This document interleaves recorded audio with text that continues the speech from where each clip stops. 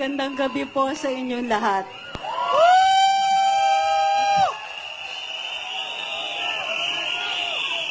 Ako po si Trixie Cruz Angeles, dating kalihim ng press. Yes!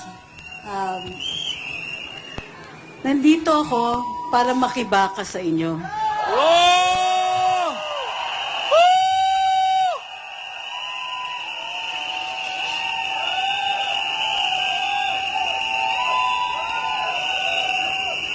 Dahil naiintindihan ko kung anong ibig sabihin at ang pakiramdam na biktima ng sariling gobyerno.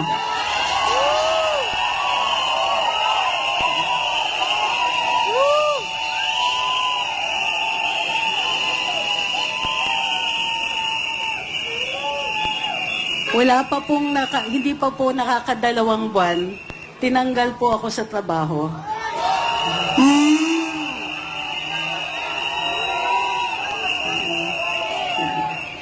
Wala naman akong ginawa. Wala rin naman po akong kasalanan direkta. Pero mas ninais ko na rin umalis kesa mapagbantaan pang mawalan ng trabaho ang higit 100 mga empleyado dun sa pinapasukan ko.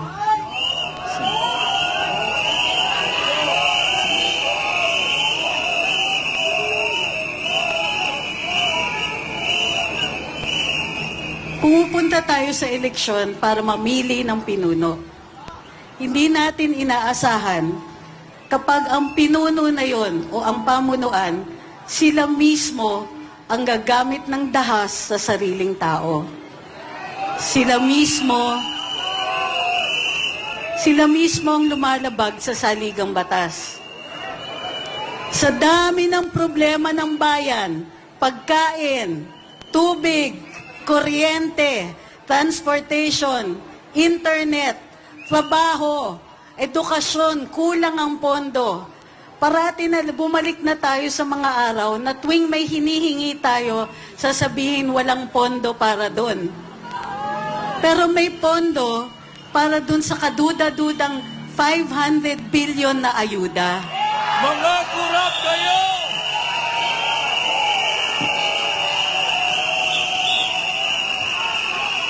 At tila may pondo para sa charter change. Problema, mahal ang pagkain. Nagmahal ang tubig. Nagmahal ang kuryente. Ang mahal ng transportation cost. Ang reseta nila sa atin, charter change at term extension. Bagong Pilipinas, mahal ang bigas! Bagong Pilipinas, mahal ang bigas! Bagong Pilipinas, mahal ang bigas! Bagong Pilipinas, mahal ang bigas! Bagong Pilipinas, mahal ang bigas! Bagong Pilipinas, mahal ang bigas! Bagong Pilipinas, mahal ang bigas!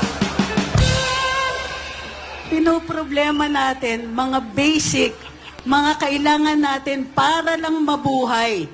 Ang pinoproblema ng pamunuan, yung mga taong nagka-criticize sa kanila. Ang pinoproblema nila, paano sila tatagal sa pwesto. Ang pinoproblema nila, paano pa makakuha ng mas maraming pera. Hirap na po ang taong bayan.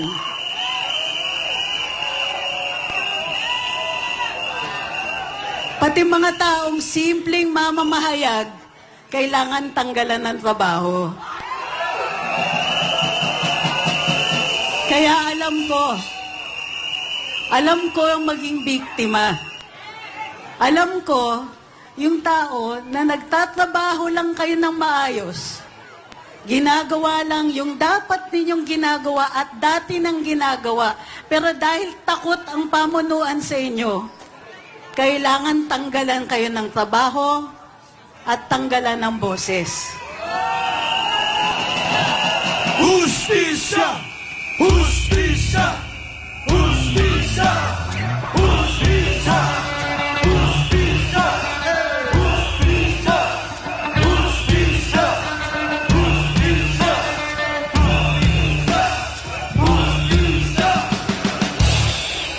Nagagalak ko po makita ko yun lahat ngayon.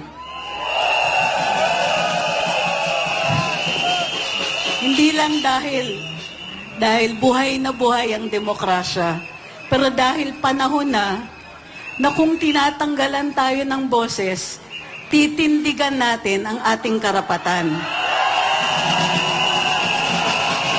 Laban kasama ang bayan! Laban kasama ang bayan! Laban kasama ang bayan! Laban kasama ang bayan! Laban kasama ang bayan! Laban kasama ang bayan! Laban kasama ang bayan! Laban kasama ang bayan!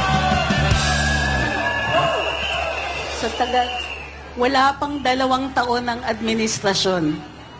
Maaga pa lang nakalimutan na lahat ng pangako. Hindi ba yung pagkain, pangako yun? Hindi ba yung murang bigas, pangako yun? Hindi ba sinabi aayusin, kuryente, tubig, internet? Di ba pinangako lahat yon? Nasaan na yung pangako?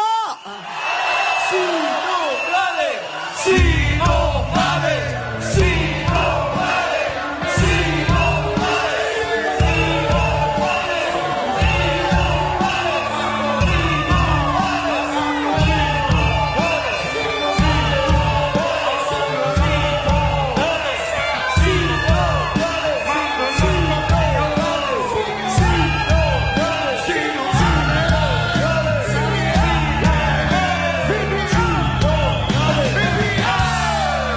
Sabi ng Pangulo natin, at ito naaalala ko, sabi ng Pangulo natin, nakakaintindi siya sa mga taong naging biktima ng kawalan ng hustisya. Yung dating biktima, nambibiktima na ngayon.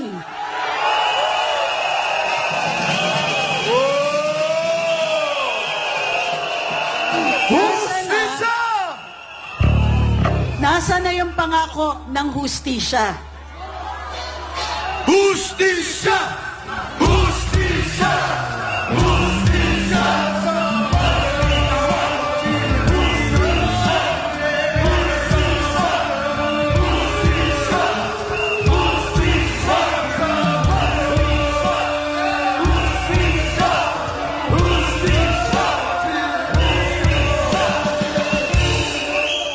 Sana konti man lang compassion, konti man lang simpatiya.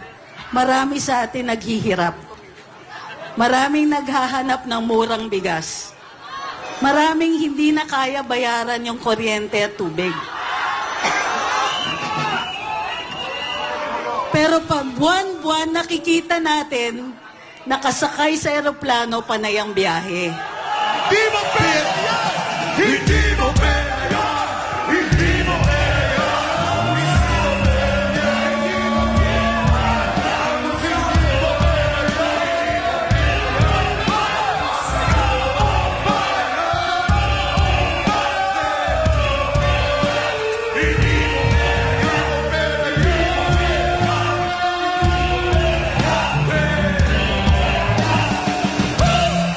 Alam niyo yung mas masakit? Maliwanag yung hinanaing ng taong bayan. Imposibleng hindi tayo marinig. Andito tayo, publikong lugar. Malakas ang boses. Naka-broadcast, nasa social media. Imposibleng hindi nila tayo naririnig. Hindi ka pinga! Hindi kayo pinga! Hindi kayo pinga! Hindi kayo pinga! Hindi kayo pinga! Hindi kayo pinga! Hindi kayo pinga! Hindi kayo pinga!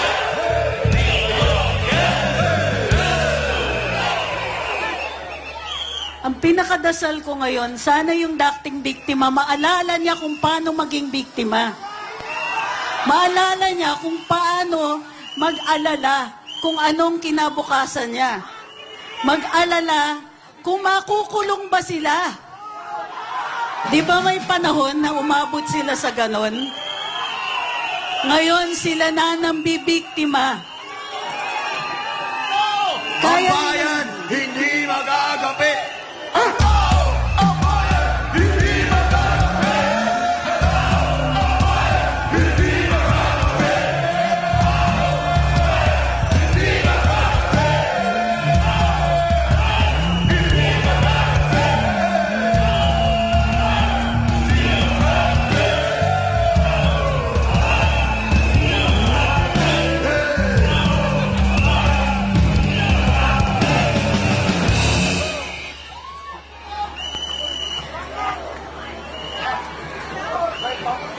Nung eleksyon, naalala ninyo, panay ang salita tungkol sa demokrasya, tama, tungkol sa karapatan, tungkol sa pagbabangon. Sana hindi tayo kinakalimutan, sila lang yung bumangon eh. Wala utang na loob! Wala utang na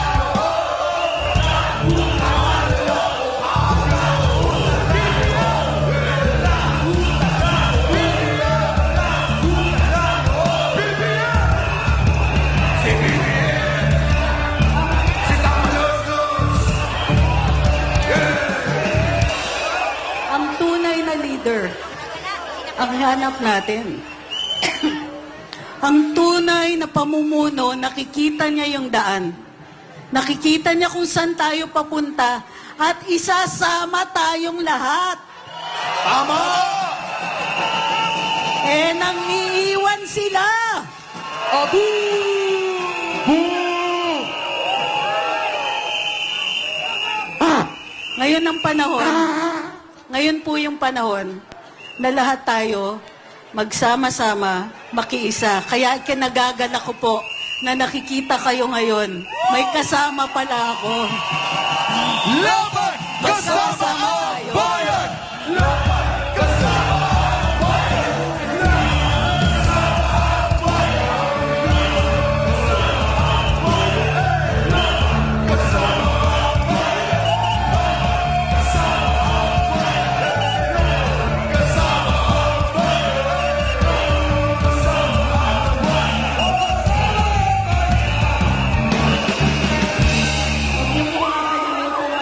Wala na akong boses eh. Maraming salamat. Ano ko? Pero bago ang lahat. Phone. Phone. Bago ang lahat, gusto kong maalala itong moment na ito. Kasi,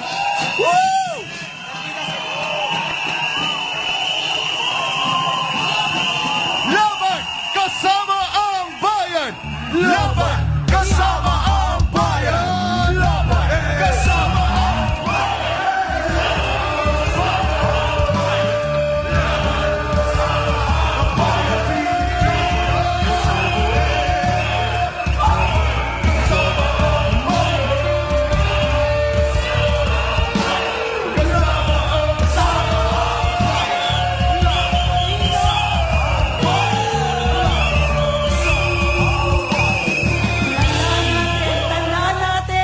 tandaan natin lahat, dito ang simula ng pagbabago.